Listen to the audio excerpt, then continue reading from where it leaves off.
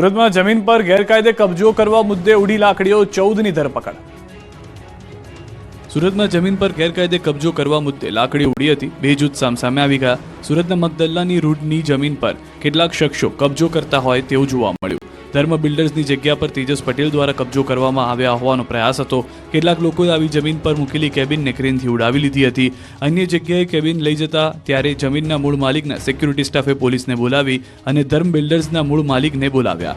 જે આવતા કબજો કરવા આવેલા લોકો અને મૂળ માલિક વચ્ચે ઝઘડો થયો, ગાળાગાળી થઈ। બાદમાં બંને જૂથના લોકો વચ્ચે લાકડીઓ ઉડી, સામસામે લાકડીઓથી હુમલો થયો, જેથી આ વિસ્તારમાં નાસભાગ મચી ગઈ। પોલીસે આ અંગે ગુનો નોંધી 14 આરોપીની ધરપકડ કરી।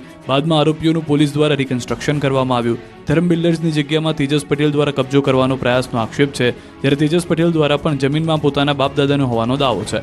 ધર્મ બિલ્ડર્સ અને તેજસ પટેલ નામના વ્યક્તિ વચ્ચે જમીનનો વિવાદ હાઈકોર્ટ સુધી પહોંચ્યો છે। સુરતમાં યુવતીની છેડતી કરતા ડોક્ટરને ઓફિસમાં જઈને ધોઈ નાખ્યો, આઈસીયુમાં દાખલ કરવો પડ્યો। સુરતમાં ડોક્ટરને યુવતીની છેડતી કરવાની સજા કઈક આ રીતે મળી।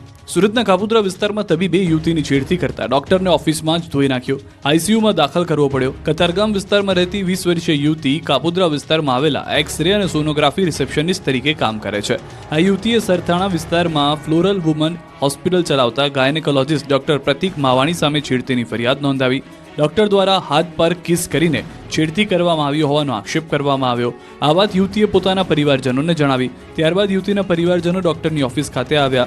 છેડતી બાબતે પૂછવામાં આવતા ડોક્ટરે તમે રૂપિયા પડાવવા આવ્યા છો તેવું કહેતા યુવતીના પરિવારજનો ઉશ્કેરાઈ ગયા અને ડોક્ટરને મારવાનું શરૂ કર્યું। મારીને ડોક્ટરને અધમુઓ કરી નાખ્યો। એવો માર્યો કે હવસખોર ડોક્ટરને ગંભીર ઈજાના પગલે આઈસીયુમાં દાખલ કરવો પડ્યો। આ તરફ દારૂના ધંધાની અદાવતમાં વડોદરામાં બુટલેગરો બાખડ્યા। આ મારામારીના દ્રશ્યો છે વડોદરાના। બુટલેગરો દારૂના ધંધાની અદાવત રાખીને બાખડી પડ્યા હતા। શહેરના માંજલપુર વિસ્તારમાં બે બુટલેગરોની ગેંગ વચ્ચે ઝઘડો થયો હતો। તું પોલીસ કંટ્રોલમાં કેમ વર્દી લખાવે છે કહીને ઝઘડો થયો હતો। પહેલા બંને વચ્ચે સામાન્ય બોલાચાલી થઈ।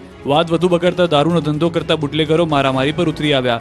જાહેરમાં ધમાલ કરતા રોડ પર સન્નાટો વ્યાપી ગયો। શાંત શહેર ગણાતા વડોદરામાં અશાંતિ ફેલાઈ ગઈ।